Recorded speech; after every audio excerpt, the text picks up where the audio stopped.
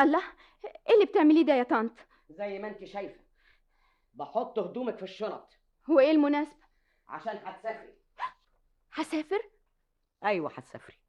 كده يعني حضرتك مصممة؟ ايوه مصممه، لاني ام، والام مش ممكن تشوف بنتها تعيسه وتفضل ساكته. تعيسة منين بس؟ انا مش شايفة ان امينة تعيسة ابدا. وانتش عرفك بامينه؟ تعرفي ايه عن شعورها؟ تعرفي ايه عن العذاب اللي بتحس بيه الست لما تكون وحشه؟ ها؟ حد كان يعرف شعوري انا ايه لما كنت في سنها؟ ابدا ابدا. الست الوحشه عمرها ما تعترف بانها وحشه، لكن بتبقى عارفه نفسها كويس وبتكتم في قلبها. الرجاله لما كنت بقف جنبهم ما كانوش بيحسوا بوجودي، لكن ساعه ما تمر واحده تانية قدامهم تتبحلق عينيهم وتتفك عقده لسانهم. وايه السبب؟ لان الست التانية حلوه وجميله وانا وحشه. ولما كنت بطلع الاتوبيس ويكون زحمه ما حدش كان بيقف لي عشان اخد مطرحه، انما لو طلعت واحده تانية غيري كانت الرجاله كلها بتقف لها. عشان ايه؟ عشان الست التانية كانت حلوه وجميله وانا وانا وحشه. امينه، امينه مش لازم تمر بالتجربه اللي انا مريت بيها ابدا ابدا. تجربة ايه بس؟ تجربة ايه؟ التجربه اللي انا مريت بيها مع مامتك. ماما؟ ارجوكي بلاش تجيبي سيرة ماما، وكفاية اللي قالتهولي عنك. وقالت لك ايه عني؟ مفيش داعي، اللي قالتهولي. لا، لازم اعرف قالت لك ايه عني. اتكلمي.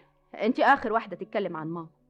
كفاية العذاب اللي شافته منك. مني انا؟ ايوه منك انت. دلوقتي خايفة على قلب بنتك لا ينجرح. ما فكرتيش في قلب اختك اللي جرحتيه؟ هي كمان كانت بتحب واحد زي ما امينة بتحب عادل دلوقتي.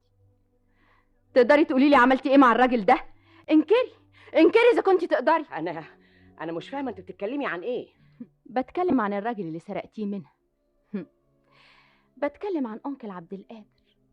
فاكره لما عرفتي ان عيلته مديونه وهيتخرب بيتها، انتهزتي الفرصه وعقدتي الصفقه القذره. تدفعي الديون اللي على عيلته وهو يتجوزك. كفايه قوي. انا سبتك تتكلمي كتير، لكن كل شيء وله حد. دلوقتي جه دورك علشان تسمعيني. انا ما عذبتش والدتك زي ما بتقولي، بالعكس دي هي اللي عذبتني. من يوم ما اتولدنا واحنا بنحارب بعض، هي بتهاجم بجمالها وانا بدافع عن وحشتي. كل الرجاله كانوا بيبصوا لي، كانت بتاخدهم مني لحد ما خلتني يئست من الحياه. وفي يوم اتعرفت بعبد القادر وحبيته وكان املي في الحياه. وفجاه ظهرت والدتك وفضلت تشغله لغايه ما حسيت انه هيضيع من ايدي. اترجيتها، ايوه اترجيتها هنا في نفس الاوضه دي. اترجيتها انها تسيبهولي، لكن ما رضيتش. مش ممكن ابدا، مش ممكن ماما تعمل كده. في الوقت ده صممت اني انا لازم اشتري عبد القادر بفلوسي واحارب الجمال بالمال. ايوه اشتريت عيلته كلها بفلوسي. انا كنت عارفه ان عبد القادر بيكرهني، لكن ده ما كانش يهمني قد ما كان يهمني اني انا انتقم. زينات، لاخر مره بقولك سيبي البيت. وانا لاخر مره بقولك لا، مش هسيب عادل كمان. عادل؟ انت؟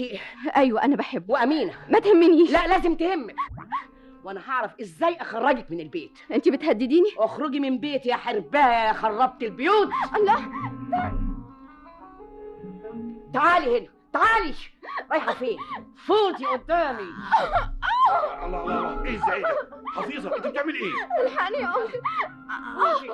الله الله، زينات يا بنتي، الله دي وقعت. زينات. هو الدكتور لسه عند زينات؟ لا نزل خلاص. وقال ايه؟ قال انها احسن من امبارح، بس لازم ننقلها في اوضه دافيه شويه. بكره ان شاء الله، بكره ننقلها في الاوضه القبليه. سمعت يا حفيظه الدكتور قال ايه؟ لازم ننقل زينات في اوضه دافيه، احسن الاوضه اللي كانت قاعده فيها عامله زي الثلاجه. وتفتكر ننقلها فين؟ في اوضتي هنا مثلا؟ في الحقيقه ان اوضتك دي ادفى اوضه في البيت. بس انت عارف اني ما احبش انايم حد معايا في الاوضه. ايوه، لكن زينات دي مش اي حد، دي بنت اختك.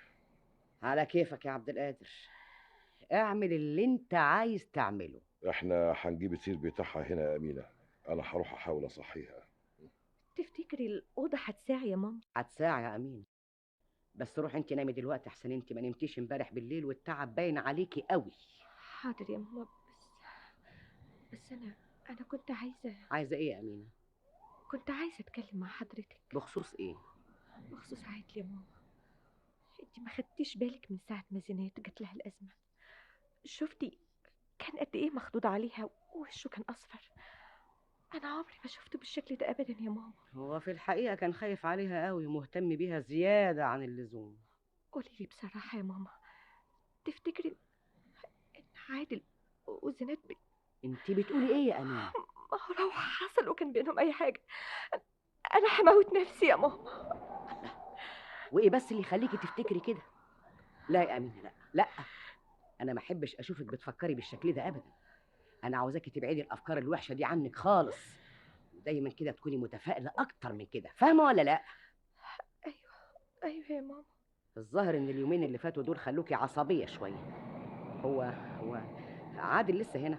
أيوه لكن هيمشي دلوقتي. طيب روحي سلمي عليه وخشي نامي احسن انت محتاجه للراحه قوي. أنا أنا مش عارفة من غيرك كنت عملت إيه يا ماما. حق عليا انا اللي دلعتك، كان لازم اخليكي تعتمدي على نفسك اكتر من كده. النهايه خشي نامي دلوقتي وما تصحيش الا لما تستكفي نوم. ادخل.